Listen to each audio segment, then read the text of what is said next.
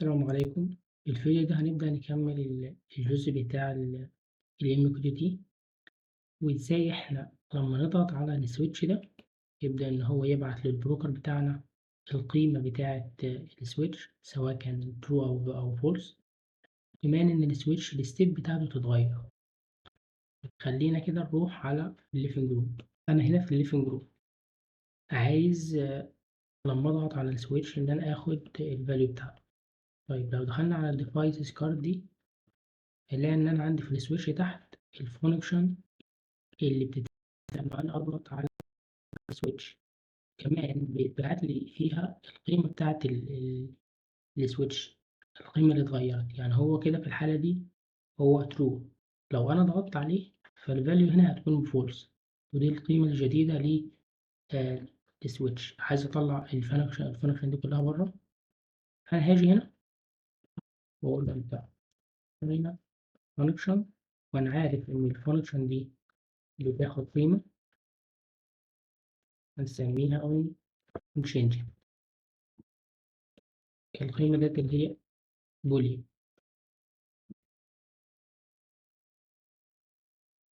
طب هاجي بقى هنا في الفانكشن وأقول له أنت هتاخد القيمة بتاعتك من unchanged. يبقى إيه اللي هيحصل كده؟ اللي هيحصل إن أنا لما أضغط على الزرار ده القيمة اللي في unchanged هتروح للفانكشن دي. طيب أنا هاخدها بقى هنا، يبقى عندي الديفايس ده، هلاقي إن أنا عندي القيمة هتظهر لي في الجزء ده. أقول له هنا دي الفاليو بتاعتك. هشيل الكونستنت، هاخد ده كله كوبي وأبدأ إن أنا أحطه في باقي الديفايسز عندي.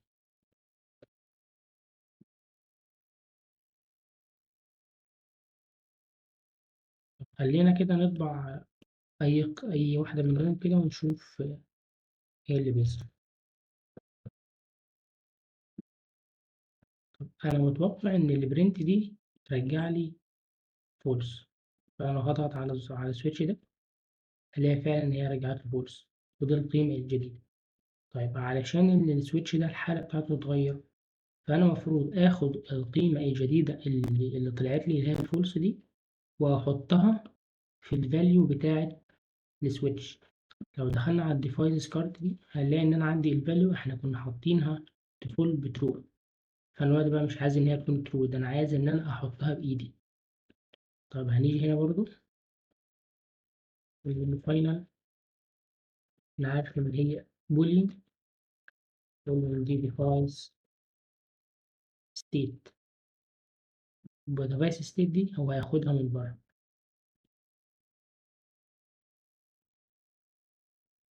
وهاجي هنا بدل ما هي تكون بترو هتكون ديفايس ستيت. وهاجي برضو في كل الكارد بتاعت الديفايس عندي وأقول له هات لي الديفايس ستيت. فأنا مفروض إن القيمة بتاعة الأون تشينج دي تدخل هنا على الديفايس ستيت وتتحط لها القيمة، لو كان هو بترو تبقى فولس ولو كان هو فولس تبقى بترو. احنا خلينا نحطها ترو زي ما هي،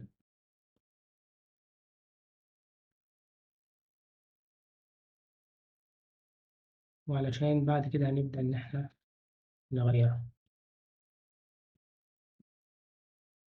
يعتبر كده احنا ما عملناش حاجة أصلا، كل اللي أنا عملته إن أنا بس طلعت الفاريبل دول يمين، بدل ما هي تكون جوه أنا طلعتهم لبره. أنا بقى عايز إن أنا فعلا أغير القيمة دي، سواء إن أنا لما أضغط على السويتش ده يعمل لي بابلش للقيمة بتاعته على البروكر، وكمان إن القيمة تتغير قدامي. خلينا نبدأ إن إحنا نعمل الجزء بتاع البابلش. هروح على المين بتاعتي، أنا عارف إن أنا عندي هنا MQTT، أنا عملت له كونكت وبعدين مررته للكيوبيت بتاع الليفنج جروب. فأنا هروح على الكيوبيت بتاع الليفنج جروب وهبدأ هنا إن أنا أقول له أنت هتعمل لي هنا البابلش بتاعك. طب البابلش ده هيكون إزاي؟ هيكون عندي فانكشن فويد، أنا مش محتاج حاجة ترجعه الفانكشن دي، وهسميها بابلش. البابلش ده هياخد مني إيه؟ هياخد مني الداتا اللي انت عايز تعمل لها ببلش، وكمان التوبيك اللي انت عايز تعمل له ببلش او تعمل عليه الداتا ببلش. طيب التوبيك ده هو يكون string، والداتا اللي احنا هنبعتها هتكون string برضه. طيب ازاي بقى ان احنا نبعت داتا للبروجر، او ان احنا نعمل ببلش للبروجر؟ هنقول ان الكلاينت بتاعنا اللي هو ده، اللي هو كان اللي انا كنت جايبه من مين، اقول له اعمل لي ببلش مسج. طيب الببلش مسج عايز عني مني الداتا خلاص، وعايزه مني كمان التوبيك. طيب اقول له الكواليتي اوف سيرفيس طبعا. طب الكواليتي اوف سيرفيس بتاعتنا ميك يو تي تي كواليتي اوف سيرفيس، طب نحطها اتموست وانس، والداتا دي الداتا. طيب بس احنا عارفين ان الببلش مسج مش عايزه داتا سترينج، ده هي عايزه بفر. طب احنا هنحول ده ازاي؟ احنا عرفنا المره اللي فاتت نحول ده ازاي. هنعمل اوبجكت من الام كيو تي بيلود بيلدر، هو الكلاينت بيلود بيلدر، هنسميه دي ونقول له ان ده البيلدر بتاعنا. طب احط الداتا ازاي في البيلدر؟ نقول بيلدر دوت اد، الداتا بتاعتك هي string، ضيف لي الداتا. طيب بعد كده ان الداتا بتاعتك هتكون builder دوت payload. كده انا قدرت ان انا ابعت الداتا للبيلدر بتاعي. طيب ممكن ان انا اطلع ده بره، اخليه اوبجكت هنا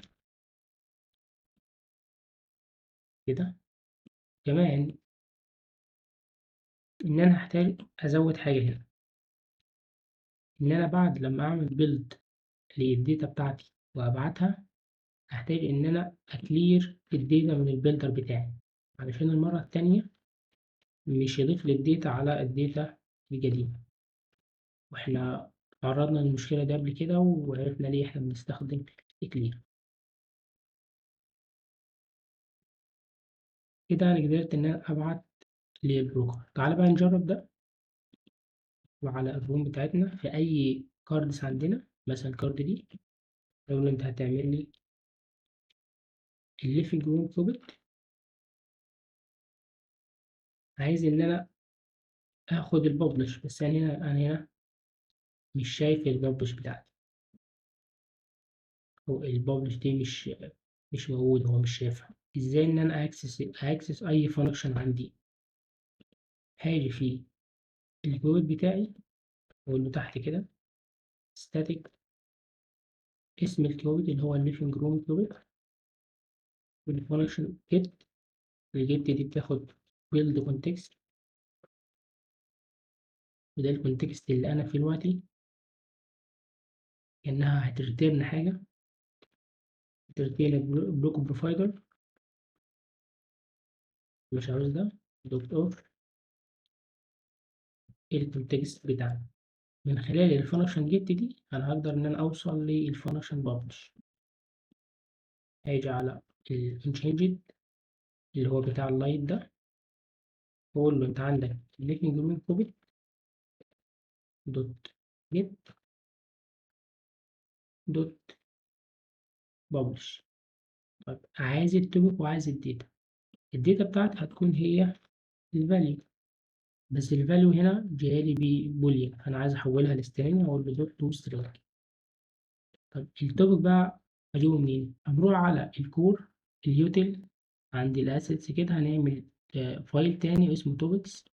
جوه التوبكس هو هيكون نفس الاسيتس كده، هنعمل كلاس اللي اسمه توبكس، وبعدين نبدأ بأول توبيك عندنا. أول توبيك هيكون هو اللايت 1 ليفنج روم توبيك، ونبدأ إن إحنا نسمي التوبيك بتاعنا.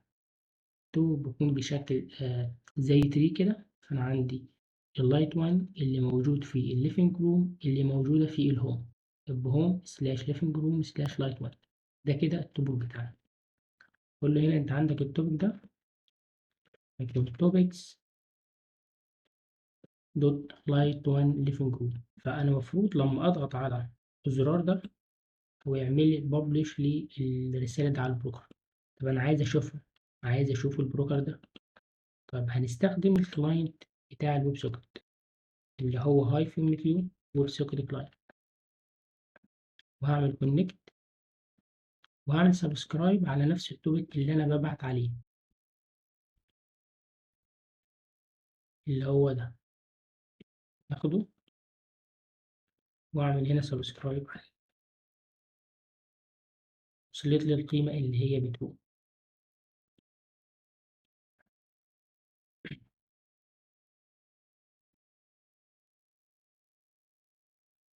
أعمل publish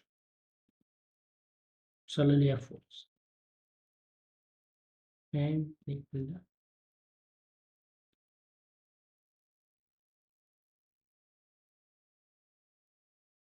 من connect هاخد ده كله كوبي، وبعدين هعمل subscribe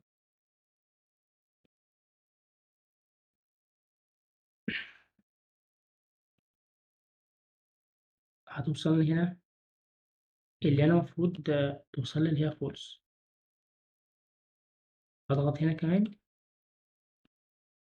ألاقي إن هي وصلتني لفولس، أضغط كمان مرة ألاقي إن هو بيعمل لي فولس. طيب إيه اللي ترو دي؟ اللي ترو دي لأن أنا كنت شغال قبل كده على نفس التوبيك ده، فهو بعت لي القيمة اللي قبل كده. تمام، إنما الوقت هو بيبعت لي فولس فولس، وأنت هتلاقي عندك برضه إن هو بيبعت القيم عادي، بغض النظر عن القيمة اللي هو بعتها في الأول دي. كده دلوقتي أنا قدرت إن أنا أبعت القيمة الجديدة بتاعة السويتش للبروكر عندي، بس أنا لسه برضه هي مش اتغيرت عندي في اليو أي، ما اتغيرتش عندي في الفلاتر، أنا مش شايف أي تغير. عايز أعمل ده علشان أعرف الرسالة اللي وصلت للتوبيك، فأنا عايز ألسن على التوبيك ده. طب اللسن على التوبيك ده إزاي؟ زي ما قلنا قبل كده إن أنا هستخدم الفانكشن بتاعة الليسن. طيب الفانكشن دي هستخدمها فين؟ هروح على الليفنج روم، أقول له بقى أنت أول ما تبدأ تبيلد اليو أي بتاعك، أول ما تبدأ تبيلد اليو أي بتاعك الانت ستيت هتلسن على التوبكس بتاعة الصفحة دي. هلسن ازاي؟ هقول له انت ليفنج روم توبك جيت كونتكست دوت الكلاينت بتاعك دوت ابديت اللي فيها الفانكشن بتاعت ليست.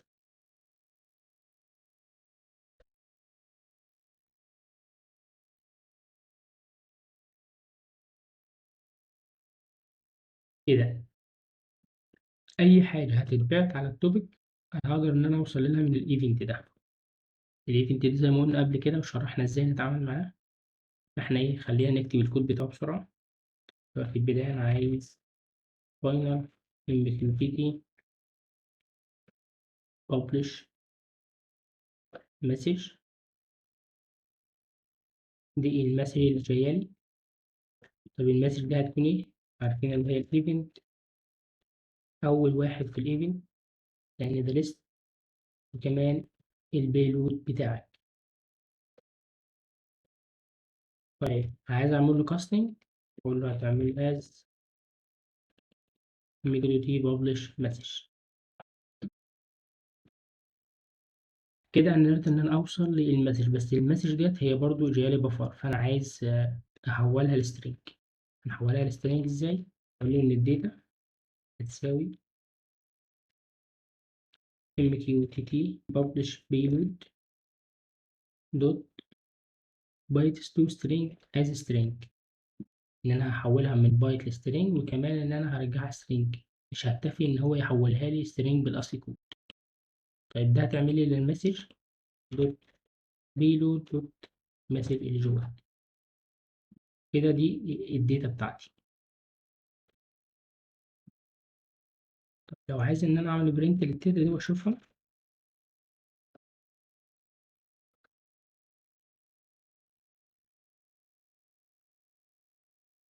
ستارت.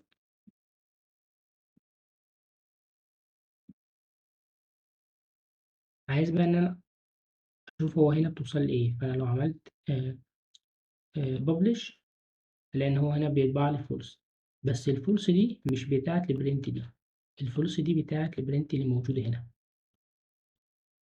طيب ليه بقى؟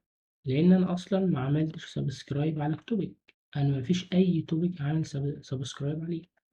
فأنا المفروض هنا أقول له أنت هتعمل لي سبسكرايب. أعمل أنا سبسكرايب إزاي؟ أقول له أنت هنا عايزك تعمل لي سبسكرايب، خلاص تعمل لي سبسكرايب، أقول له ليفنج روم روبوت دوت جيت. ادي انا معايا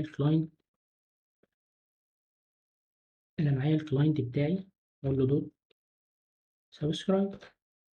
السبسكرايب عايزه مني التوبيك معايا توبكس دوت ليفينج روم، توبكس دوت لايت دوت ليفينج روم. تمام.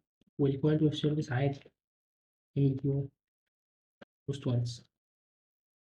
يبقى انا كده عملت ايه؟ عملت سبسكرايب وهلسن على التوبيك اللي انا عملت عليه سبسكرايب. ننزل بقى كده نشيل البرنت دي علشان تكون في البرنت واحده بس. اعمل ريستارت.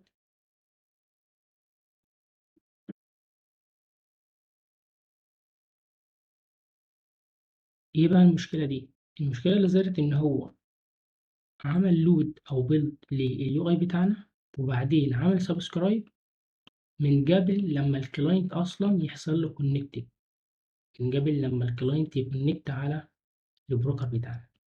احنا اتكلمنا برضو عن المشكله دي قبل كده وعرفنا الحل بتاعها ازاي، بس خلينا دلوقتي نشوف هو فعلا بيطبع لي الداتا اللي بتجي لي من البروكر ولا لا.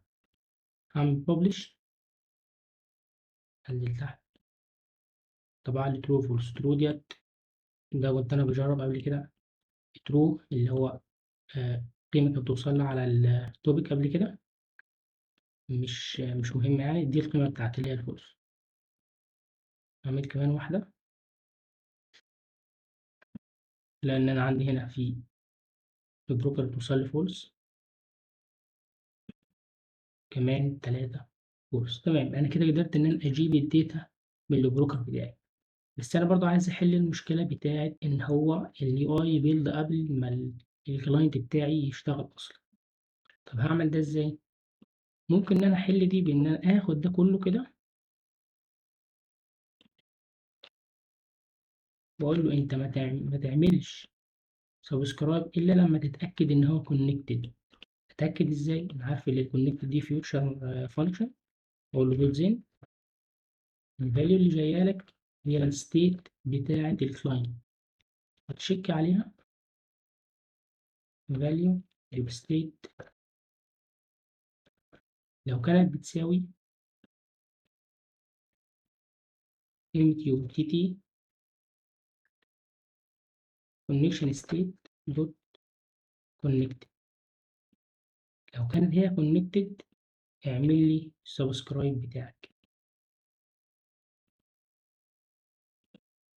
طبعا هنا مش هينفع استخدم الكوبيت ده علشان الكونتكست بتاعه، فانا اقول له انت هتعمل لي كلاينت عادي سبسكرايب، هو مش هيتأثر بأي حاجة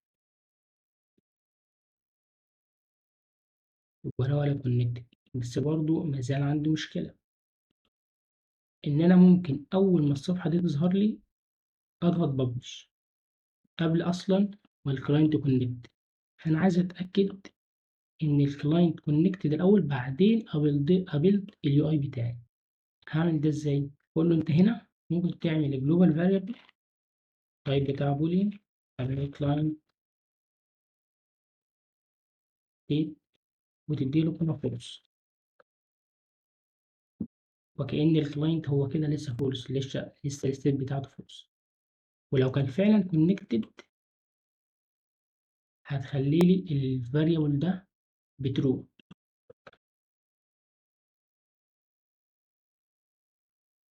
اقول له client state equal true. اقول له تعالى لي بقى هنا، انا مش هنا على طول ببعت الليفنج روم. اقول له لا، انت مش هتبعت لي الليفنج روم، انت هتتشيك الاول هل الكلاينت ستيت بترو ولا لا.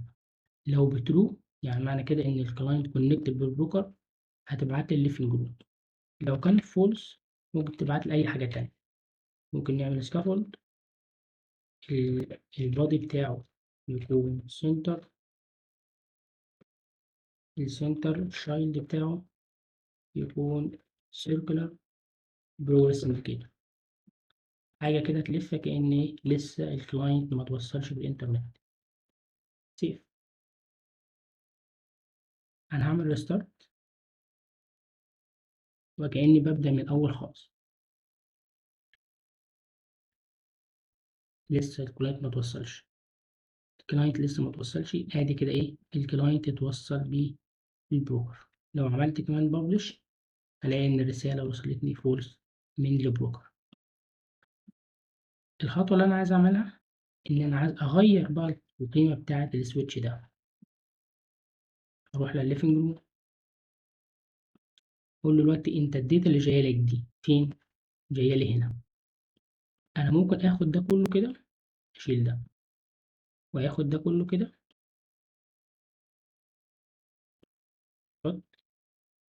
وادخل في الكيوبيت بتاعي، اعمل فانكشن اسمها get data and topic، واحط فيها ده، وهيتبعت للفانكشن دي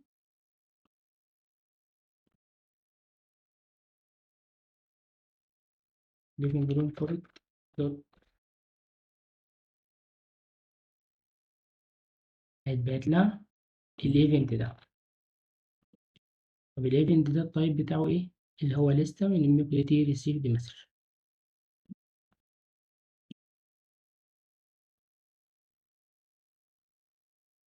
اللي هو الايفنت بتاعك.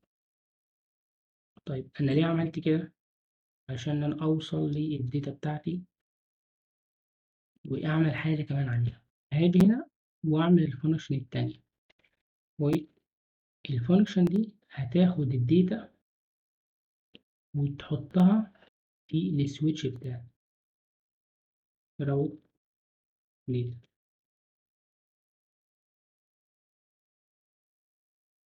هتاخد تو variable، الأول التوبيك والتاني هو الداتا. هتتشيك في البداية على التوبيك، التوبيك اللي جاي لك هو التوبيك بتاع الديفايس بتاعك. لو كان هو هتحط لي الداتا دي في variable هنا، الفاريبل اللي نوعه بوليان، اسمه ايه؟ اسمه لايت 1. ده اللايت 1 اللي موجود عندي، القيمة بتاعته الابتدائية فولس. أقول له لايت 1 يساوي داتا، بس الداتا اللي جاي سترينج أنا عايز أعمل له كاستنج. أقول له بول بارس للداتا بتاعتك.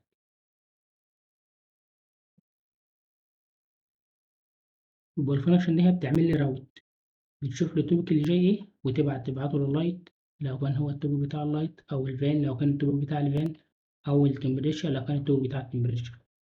خلاص انت بقيت عارف ايه اللي هتكتب بقى هنا. هنعمل كمان اف للفان، واف للسمارت تي في، واف للاير كونديشنر، واف كمان للتمبريتشر. كل واحدة ابدا اروت الداتا بتاعتها. الفانكشن دي هستدعيها هنا بعد لما تطلع لي الداتا وتظبطها لي كده، هستدعيها هنا.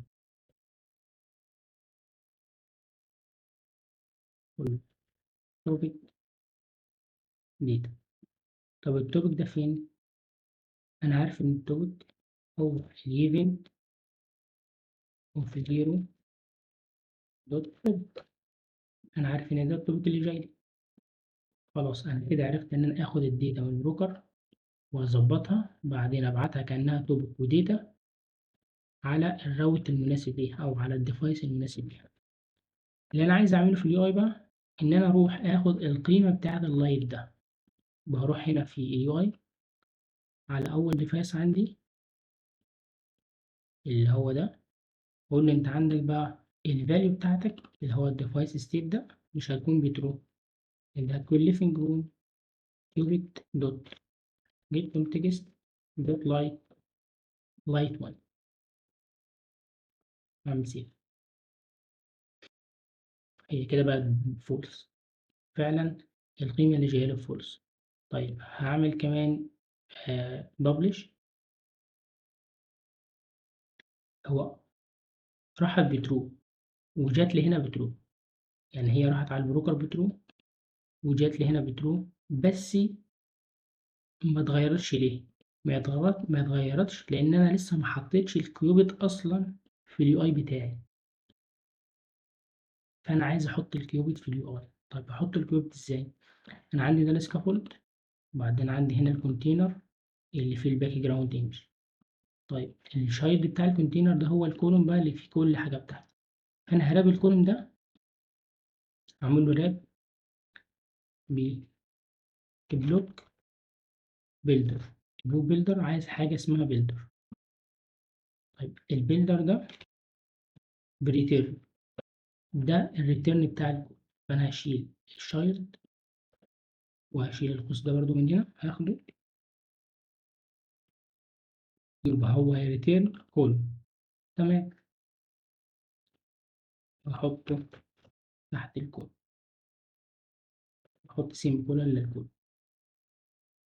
طيب البيلدر ده، البلوك بيلدر ده عايز الكيوبيت بتاعك. عندي الليفينج روم كيوبيت والليفينج روم ستيت. نعمل سيف لأن هو اشتغل بالشكل ده. يبقى كده اللي تم إيه؟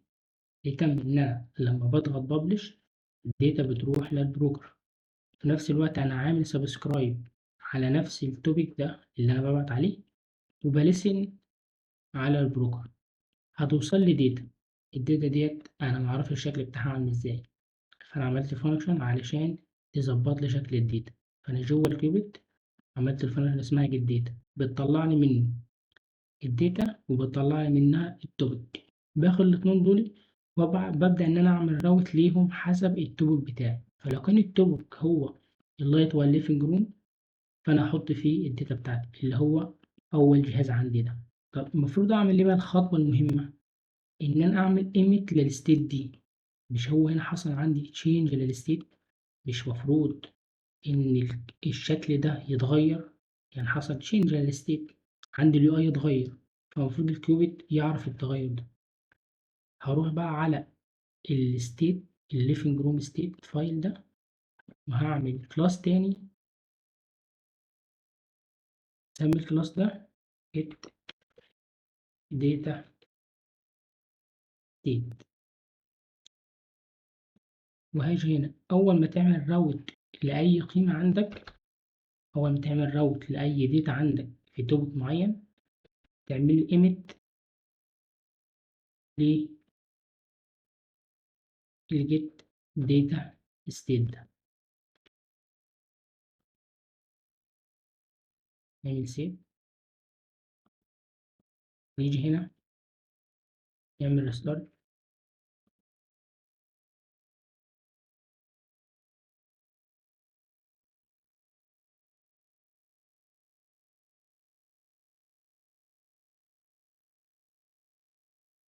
خلينا بقى نتست كده.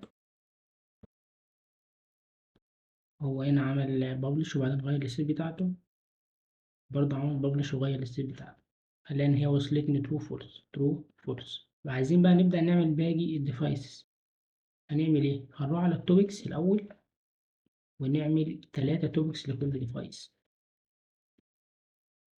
1 2 3. نبدأ إن إحنا نسمي الديفايسز بتاعتنا.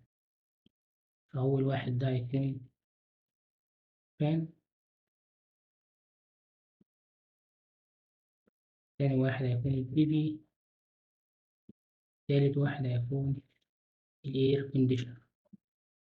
بعدين انا عارف ان دول موجودين في الهوم والليفينج روم، هبدأ ان انا اقول له هنا بدل اللايت وان هيكون فان بي في اير. دول كده توبكس بتوعي. عايز اعمل ايه؟ عايز اعمل حاجتين، ان انا ابلش واسبسكرايب. هروح على السبسكرايب الاول، اقول له انت هتعمل لي سبسكرايب، هاخد ده 1 2 3 فان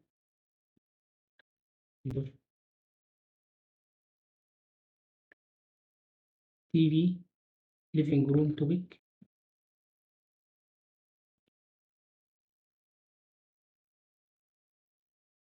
دوت هي living room topic. كده عملت سبسكرايب على ال3 توبك دول. أروح بقى جوه الليفنج روم وأقول له أنت هنا هتعمل لي publish copy وهحطها هنا وهحط برضو ده هنا وهحط برضو ده هنا. كده أنت عملت publish. كده أي قيمة منهم تقدر إن هي تعمل publish عادي. بس عايز إن أنا أغير بقى التوبك، وده هيكون الإير وده هيكون TV بعدين الفان. سيف.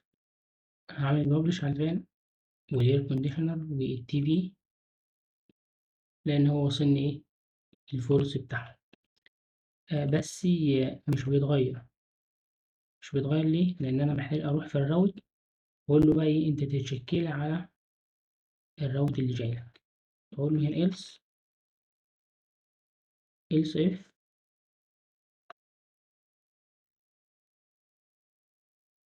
يعني اللي جاي لك ده فان، يبقى تروح تحط لي الداتا بتاعته في الفان. وأنا هاخد ده كده برضه كوبي 1 2 3 يبقى ده CV فان إيه ده الفان. هاخد ده كله كوبي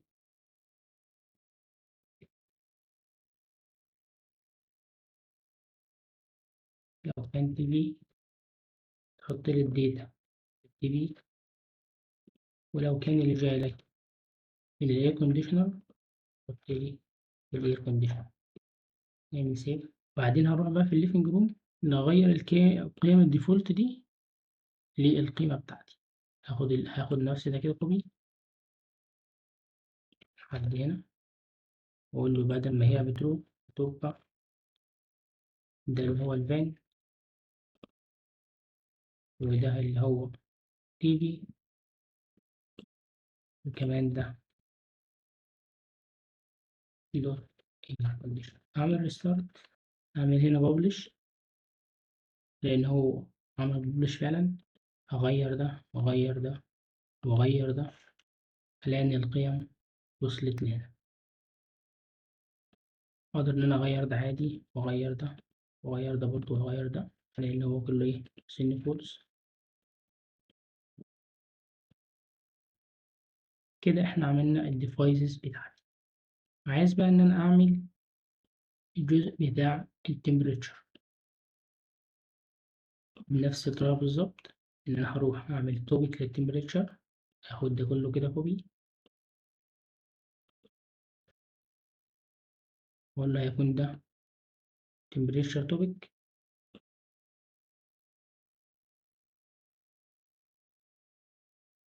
التمبريتشر توبيك هيكون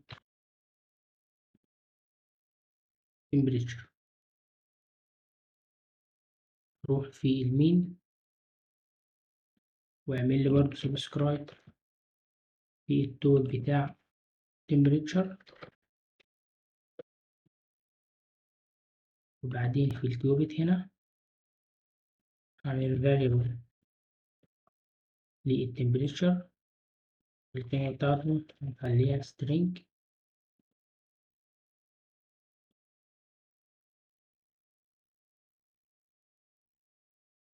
temperature الديفولت 30. بعدين هقول له else if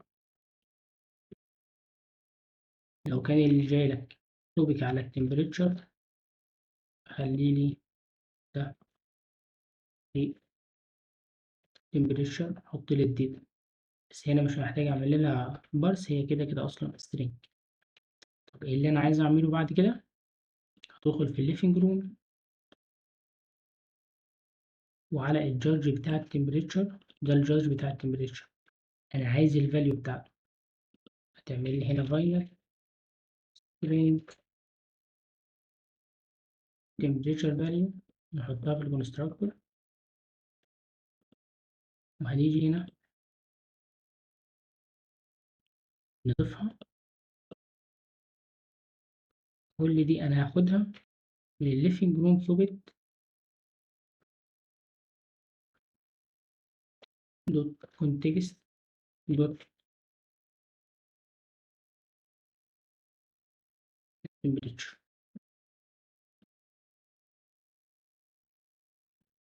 هشيل الكونستانت من هنا، يبقى القيمة بتاعت التمبريتشر دي انت هتاخدها من هنا. نيجي بقى هنا على التمبريتشر ده، انا عندي قيمتين هغيرهم. الاولى في الجيت كولر اللي بتغير لي الكولر بتاعت البروجرس بار، والتانية في الفاليو بتاعتي. الفاليو هنا دبل، فانا هعمل لها كاستنج، اقول له دبل دوت بارس ل temperature value.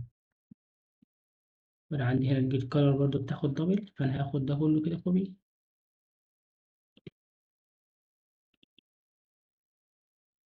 هعمل سيف. المفروض لما تتبعت لي اي قيمة هنا يبدأ إن هو يعمل لها إضافة في الجادج بتاعي، سواء بالكولر أو بالفاليو.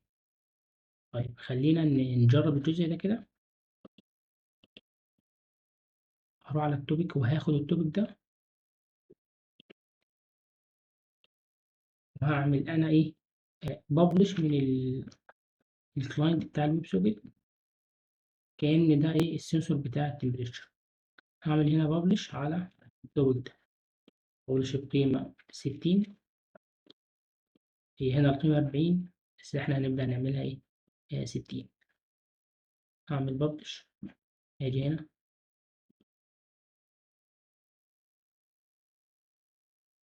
هعمل ريستارت. هو كده عمل سبسكرايب على التوبيك بتاعنا. هعمل ببلش، هلاقي إن هو خد القيمة 60 بتاعتي. عايز برضه إن أنا أغيرها هنا، هاجي في الجادج، هنزل تحت شوية في البيلدر بتاعي. بعد لما كنت بتاخد string كده، لأ أنت هتاخد temperature value. temperature value دي أشيل constant من هنا،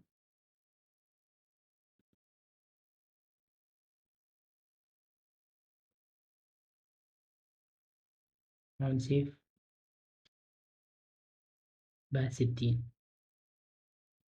خليها 20، أعمل ببلش، لأن هي نزلت ل20، اتغيرت برضه هنا كام 20. أغيرها 80، خلينا نشوف ده كده، ببلش، لأن هي اتغيرت ل80. 70 اتغير بالشكل ده.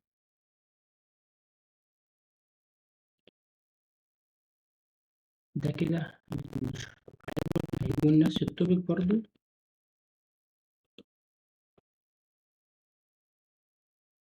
بدأت مش هتكون هي دي.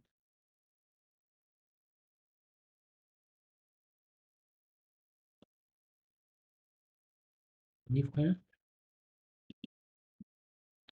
وفي المين أعمل سبسكرايب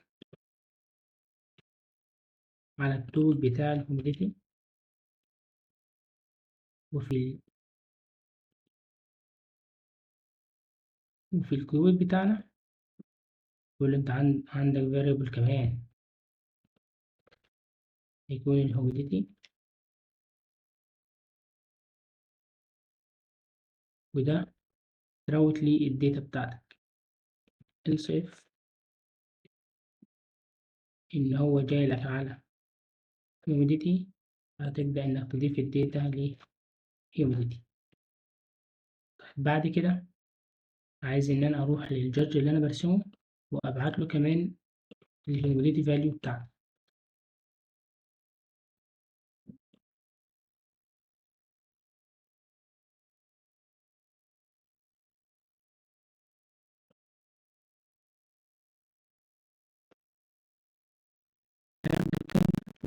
وأبدأ أحطها تحت في البيلدر، بدل لما تكون 30% هتكون عندي الفاليو بتاعتي.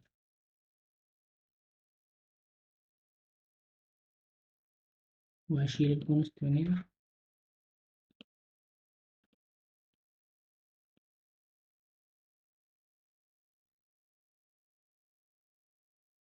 بالشكل ده. هي في الجادج وأقول له humidity، هاخد نفس ده بالظبط لحد هنا دوت humidity، وأعمل سيف، أعمل ريستارت علشان أعمل سبسكرايب على التوبيك بتاع الهيوميديتي. أروح على التوبيك بقى نفسه، هاخد التوبيك ده كله كده كوبي، وبعدين هنا هببلش على الهيوميديتي، خليها 70%، هي 30، خليها 70 بقت 70، 40 بقت 40. كده احنا خلصنا الجزء بتاع الليفنج روم. في بقى حاجة أخيرة، وهي إن دلوقتي القيم عندي بتاعة الديفايسز أو التمبريتشر وهوميديتي هي قيم ثابتة أول ما التطبيق يبدأ يشتغل. فأنا عندي كل الديفايسز هي فولس. إيه المشكلة اللي بتحصل لي هنا؟ خلينا نشوفها. أنا هشغل ده، هعمل له أون، يعني أخليه أون كده هو شغال. لو أنا قفلت التطبيق وشغلته تاني، فأنا هعمل ريستارت،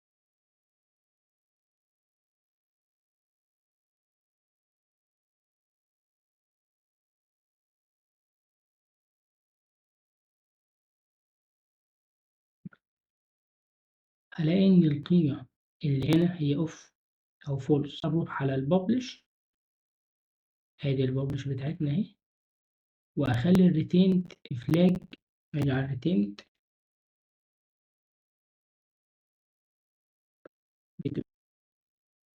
هيقول لي ان اي كلاينت عندك عامل سبسكرايب على توبك ما، اول ما يدخل يبقى اونلاين ابعت له القيمه بتاعته. فخلينا نجرب. شغل الفان، وبعدين هعمل ريستارت. طيب بس هي هنا ما تحولتش لترو، بالرغم ان انا كنت باعتها ترو، وكمان كانت ريتيند. طب ده ليه؟ ده لان انا الليفينج روم بتاعتي ما عملش ليسن على حاجة. بمعنى ايه؟ بمعنى دلوقتي الليسن ده بيشتغل امتى؟ بيشتغل في حالتين. الحالة الأولى وهي لما في فعلا داتا تتبعت له، إن يكون في كلاينت من أي كلاينت، سواء الموبايل أبليكيشن أو الديفايسز الحقيقية، إنها تعمل ببلش على التوبيك معين أنا عامل عليه سبسكرايب. وفي حالة تانية، الحالة التانية إنك أول ما تعمل سبسكرايب على توبيك، الرسالة بتاعت التوبيك دي بتتبعت لك. الداتا اللي موجودة في التوبيك ده بتتبعت لك أول ما تعمل سبسكرايب عليه. في حالة إيه؟ في حالة إن الداتا كانت مبعوثة ريتيند زي ما إحنا بنعملها هنا، يبقى أنا ببعت الداتا ريتيند، وأول ما أعمل سبسكرايب هتجيلي في الليست. طب ما هو أنا بعمل كده فعلا، أنا عامل الداتا ريتيند وعامل سبسكرايب وعامل ليست. مش بتتغير ليه؟ مش بتتغير لأن أنا لما بعمل سبسكرايب هو مفيش أي حاجة بتستقبل الداتا. إزاي؟ لأن أنا أصلا لسه ما عملتش هنا ليسن. أنا الليسن بعمله في الليفنج روم، والسبسكرايب بعمله في المين. فالحل إيه؟ الحل إن أنا آخد كل السبسكرايب ده اللي هو خاص بالليفنج روم وأحطه في الليفنج روم. أعمل ستارت كده، هو يعمل لي سبسكرايب وبعدين يعمل ليسن، فياخد الداتا اللي وصلت، غير لي فعلا القيمة بتاعة الفان اللي أنا كنت باعتها بترو، والقيمة بتاعة اللايت باعتها بترو، على الرغم إن أنا لسه فاتح الموبايل أبليكيشن، وكمان إن القيم الديفولت بتاعتهم فولس الاتنين.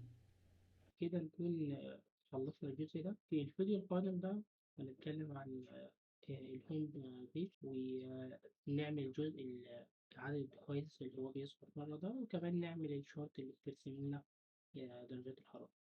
السلام عليكم.